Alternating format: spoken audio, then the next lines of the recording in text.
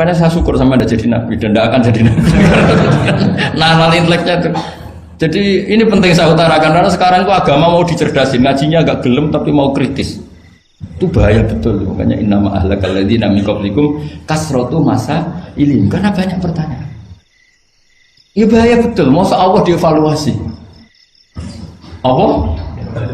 Makanya saya termasuk gak senang ketika ada sholat gini peregangan apa pernafasan terus kalau sujud apa saya tidak senang. Saya senang saya gini nanti sholat lama-lama fungsinya kayak senam yoga. Gini saja, semua yang diperintahkan Allah pasti ada hikmahnya, saya yakin ada hikmah. Tapi tidak usah hikmah ini jadi tujuan. Kalau nanti jadi tujuan, terus orang bilang gini, itu sholat terus sakit, yang nggak sholat sehat, habis kamu. Ya kan? Tapi kalau ada orang tahu hikmahnya gini untuk apa, narik nafas atau apa, yang gini, ya monggo lah sauni-unimu, ya nggak apa-apa lah seperti itu.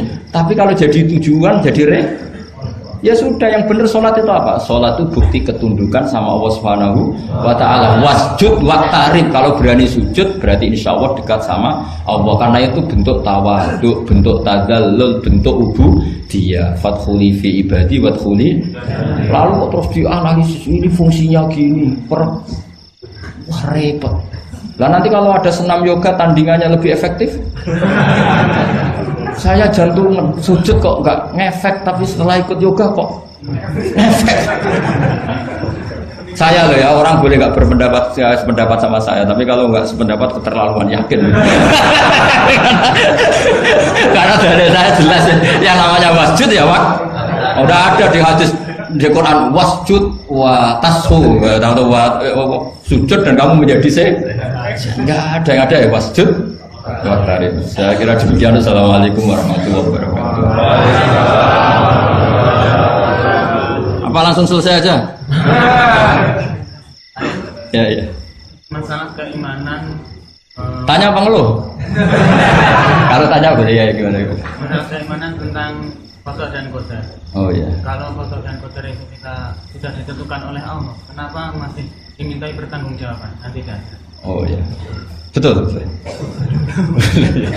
Ya seperti mukadimah saya tadi ya. Jadi ngaji itu harus kafah. Kafah itu artinya komplit. Jadi Nabi dalam banyak hal yang momennya tepat ya menganalisis dengan qada qadar, tapi dalam banyak hal juga melarang orang membicarakan qada qadar. Jadi misalnya gini, kamu kadung ditakdir pernah punya dosa dan kamu ingin tobat, maka dosa yang masa lalu anggap saja qada qadar, terus keinginan tobat itu anggap aturan syariat. Jangan lalu setelah qada qadar kamu tidak berkeinginan tobat. Ini penting saya utarakan karena Nabi itu ngendikan pasti dua kali. Saya jamin di setiap konteks sosial Nabi pasti ngendikan dua kali. Dua kali itu dua solusi. Nabi pernah ngendikan idza dzikiral qadar fa'amsiku wa idza dzikra ashabi fa'amsiku. Jika umatku telah menjustifikasi qada dan qadar fa'amsiku, kamu jangan ikut-ikut. Karena nanti akan yang zina nggak apa-apa, saya sudah qada qadar, yang maling ya nggak apa-apa karena sudah qada. Wah bahaya, bisa hancur syariat kalau seperti itu. Tapi ada banyak hal yang Nabi mengisnadkan itu ke qada qadar. Kayak cerita Nabi Musa dan Nabi Adam. Ada kan di hadis Sahih itu jelas. Ini dengerin, ini betul di hadis Sahih. Nabi Musa itu saking Israelnya, memang beliau orang apa? Pertama, semua Nabi kan pasti ngalami diangkat ke alam roh. Nabi loh ya, tidak sampean Nabi. Sama tidak usah ambisi begitu, Nabi ini. Ketika beliau diangkat di alam roh itu ketemu Nabi Adam. Padahal Nabi Adam kan Abul Basar, tokoh utama ada. Pertama ketemu langsung ngomong gini, anta Adam, kamu betul yang namanya Adam? Ya saya Adam. Antal ladzi akhrajtan nasa minal jannati wa asqaitahum. Siapa hadisnya? Antal ladzi akhrajtan nasa minal jannati wa asqaitahum. Gara-gara kamu orang enggak hidup di surga. Jadi kalau sampean marah gara-gara kamu, saya harus cari uang sampai Korea. Coba kalau kita masih di surga, enggak perlu kerja di mana? Karena semuanya tersediakan, enggak punya istri jelek, semuanya cantik karena bidadari. Gara-gara jenengan kita harus keluar di bumi dan keluar dari surga. Nabi Adam itu karena orang sepuh ya, beliau santai saja.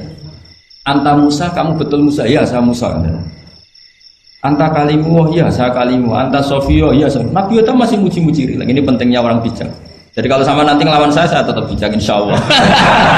Tapi sampai bisa neraka, ngelawan kiai itu dosa. Dosa sekali, bukan dosa biasa, sangat dosa. Nabi Musa, Nabi Adam masih anta sofi wa anta kalimullah. Bukankah kamu melihat di Taurat bahwa saya akan dosa dan akan dosa saya sudah ditulis 40 tahun sebelum saya dosa? Iya ya Musa. Iya ya Nabi Adam, ya betul gitu. Berarti kamu mengkritik saya atalumunani fi amrin qad qadahu. Kamu mengkritik saya, menyalahkan saya dengan sesuatu yang sudah digodok-godok oleh Allah sebelum saya lakukan.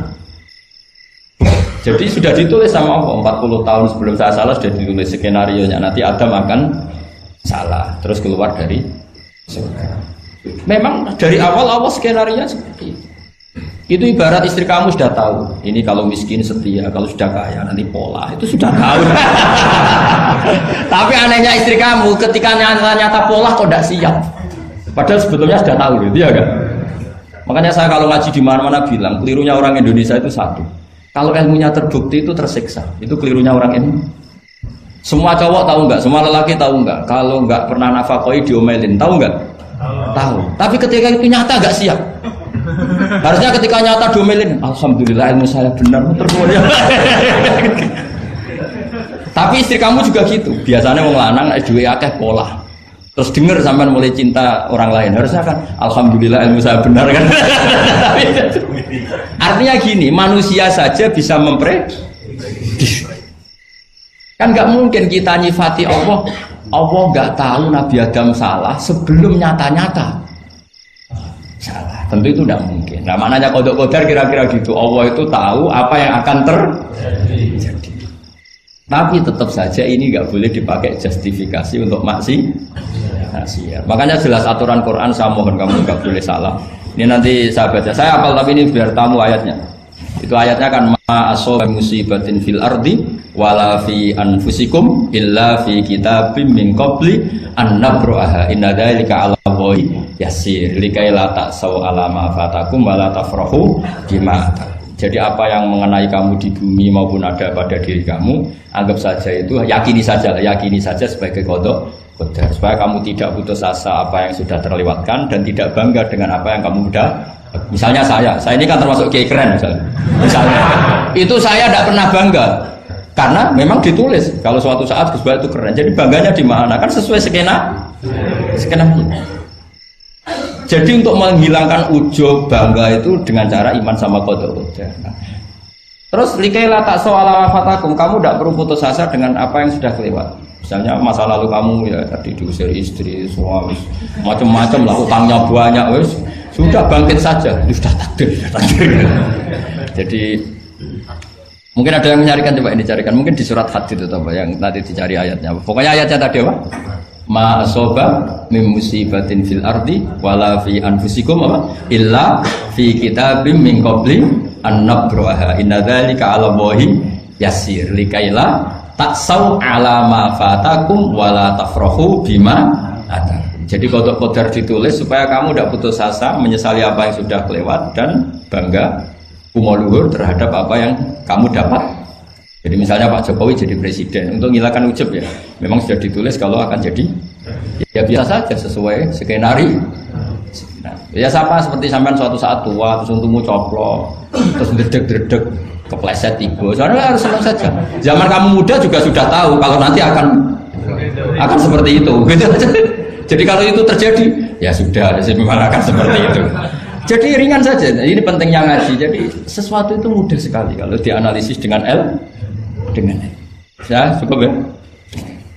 Satu lagi aja jangan. Kalau nggak salah itu surat Hadid. Biar ditahukan suratnya. Diumumkan siapa? Surat apa? Hadid itu. Hadid 22. Hadid 22 ya. Hadid 22. Berdiri aja Pak Bapak. Oh enggak. Oh ya enggak apa-apa gimana? Assalamualaikum warahmatullahi wabarakatuh. Waalaikumsalam warahmatullahi wabarakatuh. Saya kemarin sama Kiai. Ya. Sebenarnya saya baru kenal Kiai itu 3 minggu yang lalu lewat YouTube. Ya. Ada yang kirim di FB saya, walaupun dengan komentar yang agak mirip lah. Iya. Kalau nggak salah waktu itu Pak Kiai membahas masalah perang Handar. Iya. yang mengatakan bahwa Nabi itu waktu itu santai saja, tidak tahu apa-apa, tapi ada Salman yang menyampaikan ini komentarnya netizen anak-anak. Tapi pertanyaan saya itu bukan itu, Pak. Iya, gimana? Pertanyaan saya itu, saya tertarik kenapa cara baca sokopnya itu ada rapet di. Iya.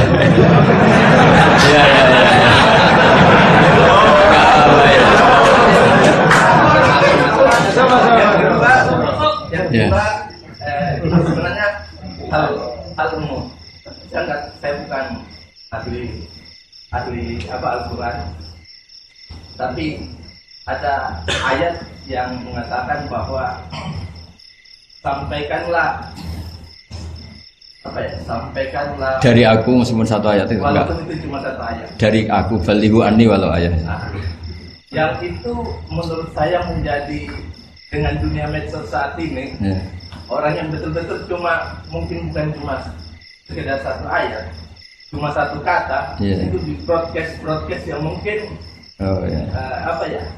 memacu perdebatan.